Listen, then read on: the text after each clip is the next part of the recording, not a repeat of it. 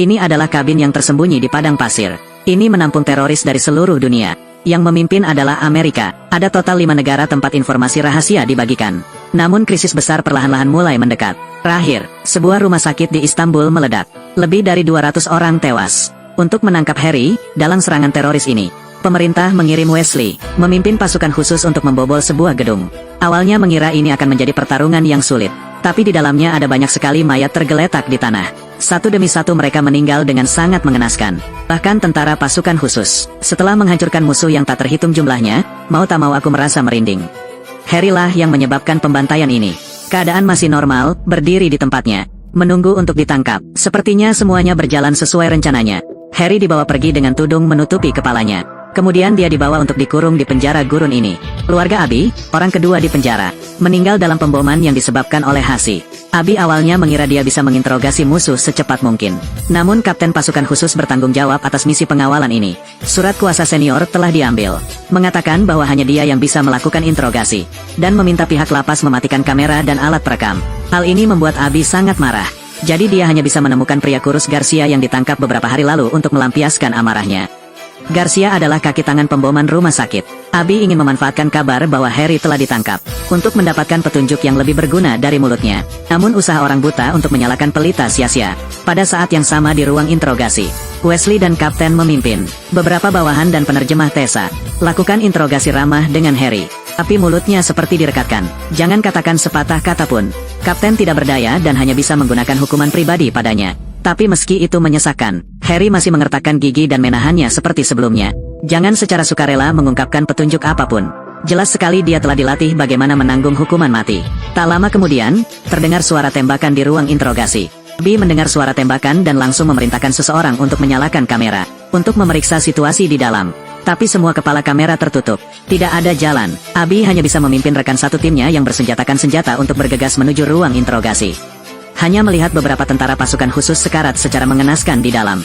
Tessa sangat ketakutan hingga dia meringkuk di sudut dan seluruh tubuhnya gemetar. Hanya ada satu anggota tim bertopeng yang tidak terluka yang tersisa di lokasi kejadian. Wajah Harry berdarah dan tidak bisa dikenali. Kapten itu terbaring di tanah, bernapas lemah. Semua orang segera mengangkat kapten ke atas tandu.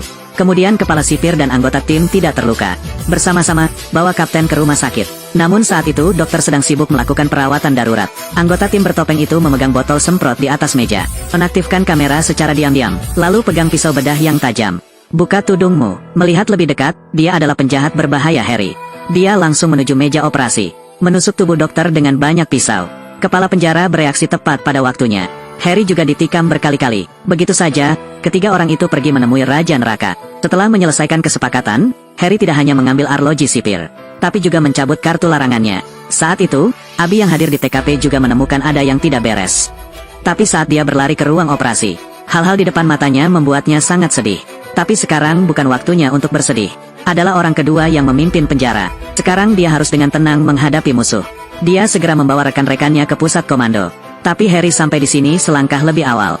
Pada saat yang sama menghancurkan semua sistem komunikasi. Oleh karena itu, Abi pun memutuskan kontak dengan kantor pusat. Namun begitu kontak hilang selama lebih dari 60 menit. Markas besar akan mengirimkan drone untuk meledakkan penjara. Untuk memulihkan operasi penjara sesegera mungkin. Abi meminta rekannya Uri untuk tetap berada di pusat kendali. Bertanggung jawab atas perbaikan peralatan komunikasi. Dan periksa kamera untuk mencari jejak Harry. Untuk tidak membiarkannya melarikan diri dari penjara. Abi pun memulai proses pemblokiran penjara. Saat ini, Harry telah tiba di ruang kendali penahanan. Diam-diam hadapi sipir dari belakang. Kemudian buka semua pintu sel kriminal. Segera, penjara menjadi sangat kacau. Setelah Abi menemukannya dari kamera, segera menugaskan penjaga penjara untuk mengendalikan penjahat yang melarikan diri terlebih dahulu. Dan dia harus mengkhawatirkan hal yang lebih penting, yaitu menangkap Harry. Itu adalah ruang konfirmasi data intelijen rahasia. Belum dirusak oleh Harry, tapi hanya jika dia memeriksa server. Uri melalui kamera pengintai. Diketahui bahwa orang yang menyabotase pusat komando adalah Tessa. Dia segera melaporkan hal ini kepada Abi. Namun kini Tessa mengarahkan pistolnya ke kepala Abi. Abi langsung mengambil keyboard dan membuang pistolnya. Keduanya langsung bergegas bertarung. Namun kekuatan keduanya serasi. Tiba-tiba Abi mengeluarkan senjatanya. Tessa lolos dari genggaman Abi dan bermain petak umpet dengannya. Namun pada akhirnya, Abi tetap menjatuhkannya ke tanah dengan popor pistol. Abi kemudian mengunci Tessa di sel, dan menyuruh bawahan Allen untuk terus mengawasinya. Dia memimpin orang ke gudang senjata, tapi tepat sebelum mencapai pintu gudang senjata.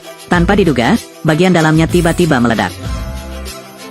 Untung saja ada pintu besi yang menghalanginya.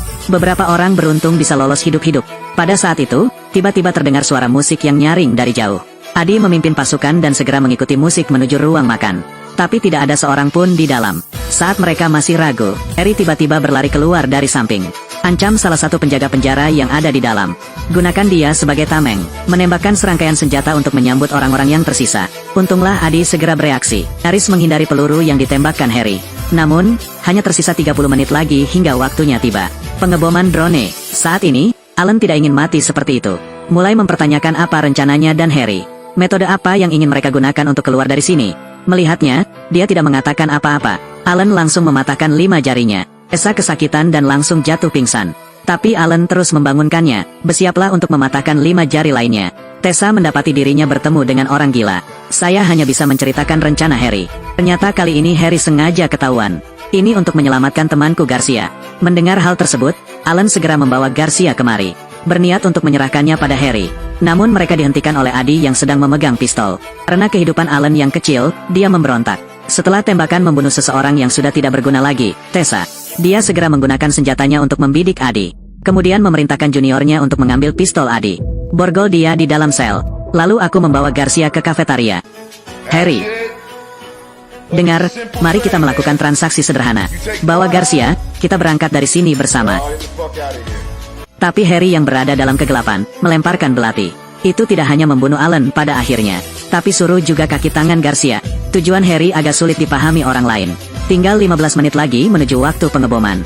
Pri akhirnya memperbaiki ponselnya kembali normal. Ingin memberitahu adik kabar baik ini. Baru tahu dia diborgol di penjara. Jadi cepat datang dan selamatkan dia. Sekarang ambil saja teleponnya dan sambungkan ke antena di atas penjara. Anda dapat segera menghubungi kantor pusat. Duanya segera beraksi. Abi memanjat jembatan dan naik. Akhirnya naik ke puncak penjara. Hubungi kantor pusat. Tapi setelah dia mengatakan kata sandi yang aman dan diminta membatalkan pengeboman drone, segera ditolak oleh kantor pusat. Saat ini, Adi tiba-tiba menyadari sesuatu. Ketika dia tidak tahu harus berbuat apa, dia kembali ke penjara. Dean dan Uri bekerja sama untuk melarikan diri dari sini. Dan Uri saat ini sedang bertarung dengan Harry. Saat Uri memegang belati dan menusuk perut Harry, Harry pun mengambil parang dan menyayat bahunya. Tunggu sampai Adi tiba di lokasi kejadian. Hanya Harry yang tersisa sendirian. Dia segera melepaskan tembakan dan menembak kakinya. Kamarnya mengambil kesempatan untuk berubah menjadi iblis. Kemudian dia mendesak Harry untuk menanyakan apakah dia dari Chia. Harry melihat Adi mengetahui identitasnya. Tidak perlu lagi berpura-pura, ceritakan keseluruhan cerita dengan jelas. Ternyata penggerebekan rumah sakit itu terjadi belum lama ini. Itu adalah Chia yang berusaha menutupi rahasia kotor. Kirim drone untuk melakukannya, dan Harry datang ke penjara ini juga untuk menghancurkan database di penjara. Sementara keduanya berbicara satu sama lain, terjadi ledakan keras di ruang database. Semua informasi di penjara segera dihapus. Melihat waktu hampir habis, Adi melepaskan tembakan lagi ke kaki Harry. Jadi dia hanya bisa menunggu kematian secara perlahan. Kemudian dia sampai di pintu penjara. Gunakan bom untuk meledakkan pintu. Pada saat yang sama Abi kehabisan penjara. Sebuah drone juga sedang terbang saat ini.